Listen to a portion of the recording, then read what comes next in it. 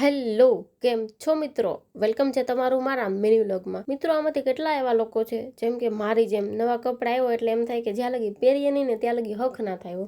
હવારમાં થઈ ગયું બહુ મોટું નુકસાન. તમે જ જોઈ લો, એક ચશ્મા તો તૂટ્યા પણ બીજાય તૂટી ગયા. આવું મારી હારે કેમ થાય? જો મિત્રો, જે થયું એ તો થયું, ત્યાં તો આપણું હાલે નહીં, તો બધું સાઈડમાં મૂકીને ચા પી લઈએ. હાલો, આપણે તો નીકળી ગયા આપણા પર્સનલ રેપિડોમાં નોકરીમાંથી છૂટીને આવી ગયા સીધા ઘડિયાળની દુકાને, કેમ કે ઘડિયાળ બગડી ગઈ હતી તો અહીં હમી કરાવવા માટે નાખી છે. અને હું એમ કહું છું કે ઘડિયાળ હાજે હારે પૂગી જાય ઘરે તો સારી વાત કહેવાય. બાકી આપણું આવી બન્યું કામ પછી કામ. મિત્રો, ઘડિયાળનું કામ પતાવીને આવી ગયા સીધા કાંતિ ઘરે, કેમ કે અહીંયા થોડુંક આપણે લેવાનું છે. 2 ચશ્મા તોડી નાખ્યા તો ખર્ચો તો થોડોક કરવો પડશે. આપણું આવડું મોટું ફેમિલી છે મિત્રો, એમાંથી કોઈ જીસીબી વાળું નથી ને. હોય ને તો મને કહી દેજો, તો એ પ્રમાણે આપણે વાતચીત કરીએ. અને મારી એને શરત લગાડી કે તમને મારા ચપ્પલ નહીં થાય. મેં કીધું ઇમ્પોસિબલ, આ ચપ્પલ મને ન થાય એવું તો બને જ નહીં. જોઈ લો તમે, ઘરે આવીને પેલા એ કામ કરવાનું કે 2 ફોનને ચાર્જિંગમાં મૂકી દેવાના.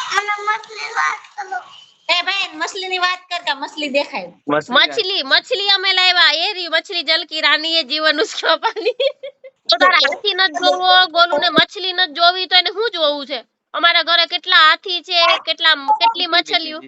જીસીબી છે માસી, મોટું બધું જીસીબી